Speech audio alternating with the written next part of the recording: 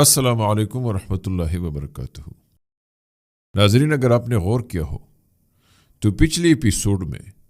عثمان بے ایسے بلا دیے گئے جیسے کہ وہ کبھی تھے ہی نہیں، جیسے اس کا وجود، اس کی محنت، اس کی قربانیاں، اس کی جدوجہد اس مٹی میں کبھی شامل ہی نہیں رہی ہو۔ اور یہی احساس تھا جو گزشتہ قسط دیکھتے ہوئے دل کے اندر گہرا سا چھپ گیا، کیونکہ نہ تو سلطنت عثمانیہ کے قیام کے اعلان کے دوران اور نہ ہی پوری قسط میں عثمان غازی کا نام تک لیا گیا۔ وہ عثمان غازی جو کل تک کہانی کا مرکز ہوا کرتا تھا، جن کی ذات کے گرد پوری سیریز گھوم رہی ہوتی تھی، جن کے خواب، جن کے زخم، جن کی تلوار اور جن کی آنکھوں میں بسے مستقبل نے اورحان غازی کو اس مقام تک پہنچایا۔ مگر جیسے ہی عثمان غازی اپنے خالق کی حقیقی سے جا ملے، ویسے ہی اسکرین پر اس کا نام، ان کی یاد، ان کی وصیت، ان کی جدوجہد سب کچھ اچانک غائب کر دیا گیا۔ اور یہی وہ لمحہ تھا جس نے خاص طور پر مجھے بہت دکھ دیا، کیونکہ جس عظیم شخصیت کے نام پر سلطنت عثمانیہ کی بنیاد رکھی گئی، جس نے ایک چھوٹے سے قبیلے کو ریاست میں بدلنے کا خواب دیکھا، جس نے بھوک، جنگ، سازش اور اپنوں کی غداری تک برداشت کرتے ہوئے موت کے کھیل کھیلے، اسی عثمان غازی کو اس طرح نظر انداز کرنا ایسا لگا جیسے جان بوجھ کر اس عظیم کردار سے جان چھڑائی گئی ہو، اور جیسے یہ پیغام دیا جا رہا ہو کہ اب نیا دور شروع ہے، پرانے ناموں کی کوئی ضرورت نہیں۔ حالانکہ حقیقت یہ ہے کہ اگر عثمان غازی نہ ہوتے تو نہ اورحان بے سلطان بنتے اور نہ ہی برسا فتح ہوتا۔ مگر افسوس کہ سلطنت کے اعلان کے دوران بھی اورحان بے نے اپنے والد کا نام تک نہ لیا، اور یہ خاموشی الفاظ سے زیادہ شور مچا گئی، چونکہ اب سیریز ایک نئے دور میں داخل ہو چکی ہے، اور برسا کی فتح کے ساتھ ہی اورحان بے نے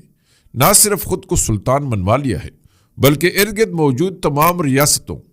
قبائل اور طاقتوں کے لیے خطرے کی گھنٹی بھی بجا دی ہے۔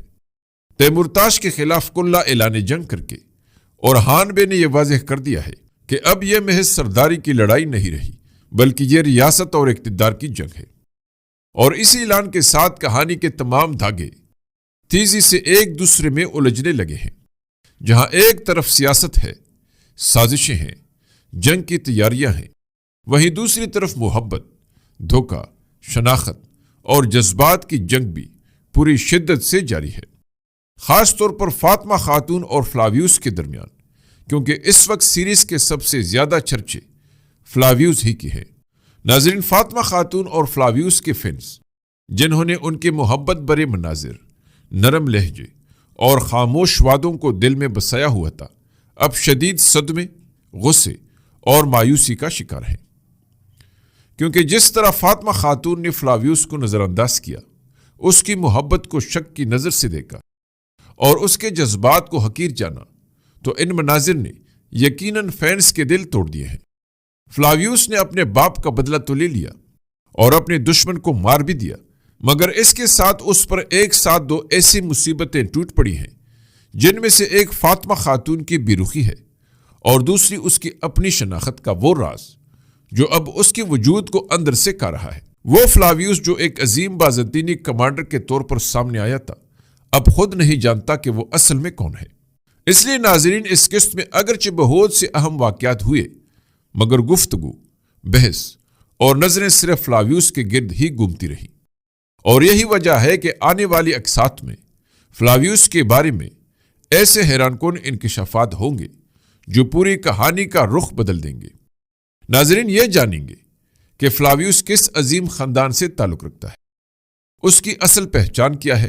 کیا وہ واقعی بازنطینی ہے یا کسی عظیم ترک مسلمان نسل کا وارث؟ اور یہی سوال فاطمہ خاتون اور فلاویوس کے محبت کے انجام سے بھی جڑا ہوا ہے، کیونکہ اگر فلاویوس کی حقیقت سامنے آ جاتی ہے تو نہ صرف فاطمہ خاتون کا فیصلہ بدلے گا، بلکہ پوری کہانی کی سمت بھی بدل جائے گی۔ اس کے ساتھ ساتھ ناظرین، یہ بھی دکھایا جائے گا کہ عثمان غازی کے بعد کون سا بڑا کردار سیریز کو خیرباد کہنے والا ہے، شاہین شابے کا اصل خفیہ پلان کیا ہے،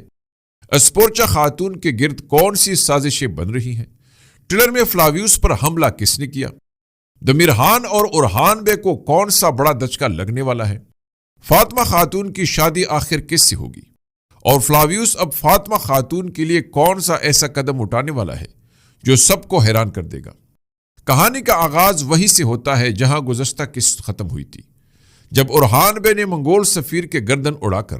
نہ صرف جنگ کا آغاز کیا بلکہ دشمنوں اور غداروں دونوں کو یہ پیغام بھی دے دیا کہ جو کوئی بھی اس ریاست کی عزت، خود مختاری اور سلطان کی طرف میلی آنکھ اٹھائے گا اس کا انجام یہی ہوگا۔ ناظرین، اورحان بے کا یہ فیصلہ بے حد جرأت مندانہ تھا، کیونکہ تیمورتاش جیسا طاقتور منگول گورنر جس کے تابع بہت سے قبائل ہیں، اس سے ٹکر لینا بہت بڑے جگر والے کے علاوہ کسی سردار کے لیے ممکن ہی نہیں ہے۔ اور یہی وجہ ہے کہ بازنطینی سلطنت جیسی بڑی طاقت بھی منگولوں کے خوف سے اورحان بے سے اتحاد کرنے پر مجبور ہے، مگر اس کے باوجود اورحان بے نے ثابت کر دیا کہ ان زمینوں پر اب سب سے طاقتور وہی ہے۔ دوسری جانب ناظرین، ڈفنی کی سازش اور شہزادی اسپورچا کو زہر دینے کا منصوبہ عثمانی اور بازنطینی اتحاد کو توڑنے کی ناکام کوشش اس بات کی نشاندہی کرتے ہیں کہ ڈفنی خود اپنے بچھائے ہوئی جال میں پھنسنے والی ہے، کیونکہ بہت امکان ہے کہ اس بار وہ ضرور اس کیل کو کھیلتے ہوئے پکڑی جائے گی اور شہزادی اسپورچا کے ہاتھوں ہی اس کا خاتمہ ہوگا، اور اس طرح اس کا کردار کہانی سے ختم ہو جائے گا، کیونکہ اب ڈفنی کا کردار ہیکٹر اور ساروس کے موت کے بعد کمزور ہو چکا ہے،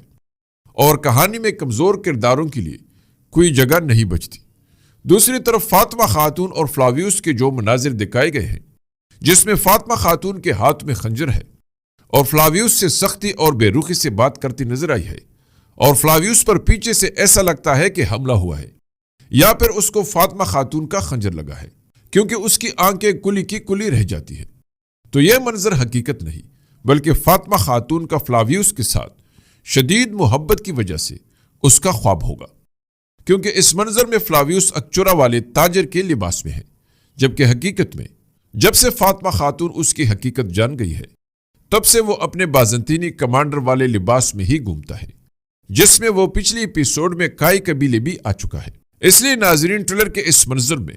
اس کا فاطمہ خاتون کے ساتھ اکچورا کے لباس میں ملاقات فاطمہ خاتون کا خواب ہے، اور فاطمہ خاتون کا یہ خواب ٹریلر میں حقیقت بنتا ہوئے بھی دکھایا گیا ہے، کیونکہ ناظرین، جب کمانڈر فلاویوس گھوڑے کو سرپٹ دوڑاتے ہوئے جا رہا ہوتا ہے تو ہوا کو چیرتا ہوا تیر اس کو لگ جاتا ہے اور وہ شدید زخمی ہو کر گھوڑے سے گر جاتا ہے۔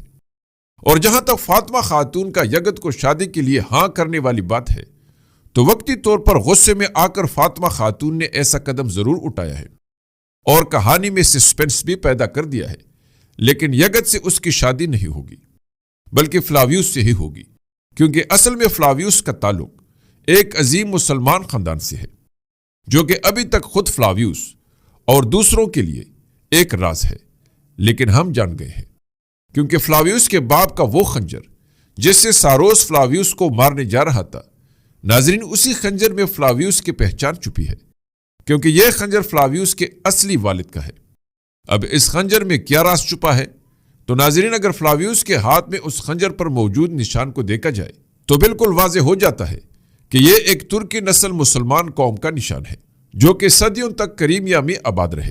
جنہیں کریمائی تاتار بھی کہا جاتا ہے، اور ان کا سلطنت عثمانیہ سے گہرا تعلق بھی ہے، کیونکہ ناظرین، یہ دراصل قپچک ترک اور منگول نسل کے امتزاج سے بننے والی قوم تھی۔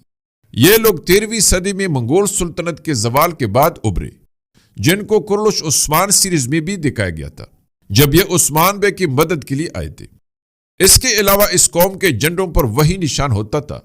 جو کہ فلاویوس کے پاس موجود اس کے اصلی والد کے خنجر پر ہے، جس سے یہ بات ثابت ہو جاتی ہے کہ فلاویوس پیدائشی طور پر بازنطینی نہیں ہے بلکہ ترک مسلمان ہے۔ اب جب یہ حقیقت کھلے گی تو فاطمہ خاتون اور فلاویوس کی شادی پکی ہے، اگرچہ ناظرین اس میں کچھ وقت ضرور لگے گا۔ ناظرین، دوسری طرف دمرحان بے کا تیمورتاش سے اتحاد، شاہنشاہ بے کی اورحان بے کے ساتھ وقتی طور پر وفاداری اور اندرونی کشمکش،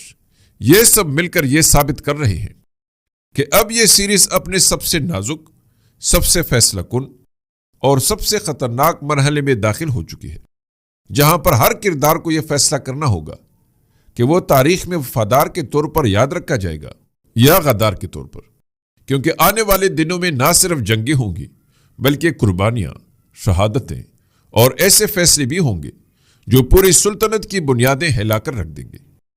ناظرین، امید ہے کہ آپ کو ہماری یہ ویڈیو ضرور پسند آئی ہوگی، اس لیے لائک ضرور کیجیے۔